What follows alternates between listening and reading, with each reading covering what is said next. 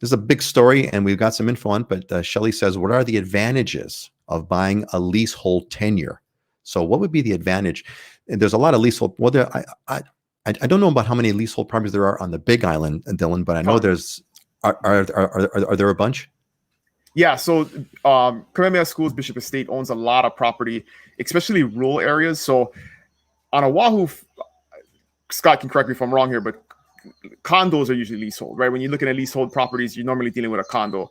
On the Big Island, the majority of properties, we do have a few leasehold condos, but the majority of leasehold properties are going to be agricultural type properties, larger acreage, an acre or bigger, where Bishop Estate owns that land and then they lease it out to farmers. And so from an advantages standpoint, the advantage is price, right? You're going to pay 50 to 30% less for a leasehold property than you are a fee simple property. So my advice to somebody considering leasehold, whether it's condo or agricultural, is you got to look at it as a business and just run the numbers, do the analysis on whether or not it makes sense for what you want, because it's not a real estate investment. You're not going to see appreciation over time. The value really goes down as the lease gets shorter. But if you can get a nice oceanfront condo for 30-40% less than you can get a fee simple condo, and you can vacation rent it for 20 years, and you can run the numbers and figure out, okay, I can make this much money over 20 years, and it makes sense as an investment that way, then go ahead and do it. Same thing with agricultural properties. You may be able to figure out what your production is going to be, whether it be coffee, mac nuts, avocados, whatever you're doing, and you kind of have to look at it as how much income is that property going to yield over time, and what are my leasehold costs to purchase. And then there's also lease rent. And in a lot of leases, you have a production percentage that you give to Kamehameha Schools also. So you just got to look at it, run the numbers, look at it like a business. And if that's what you want to do and it makes sense for you, then do it. But if you're looking to build equity, pass it down to your heirs, move up in the future, it doesn't have those same type of advantages.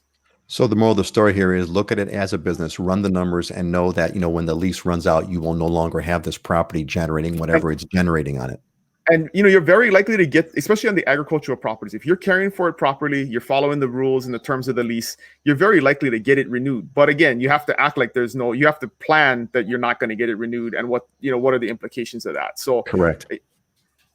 So you gave more of a sort of a positive thing. Scott, what would you, let's give the counterpoint on there. What would be the disadvantages? Why would you not? So Dylan gave a bunch of reasons and the conditions of why. What would you not get a leasehold property, Scott?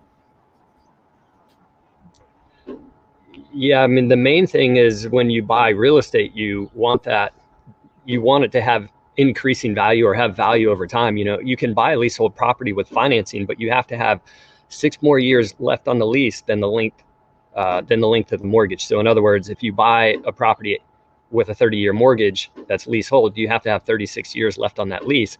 The minute you start getting down lower on that lease, now people have to pay cash for it. So the value of that property is going to significantly diminish.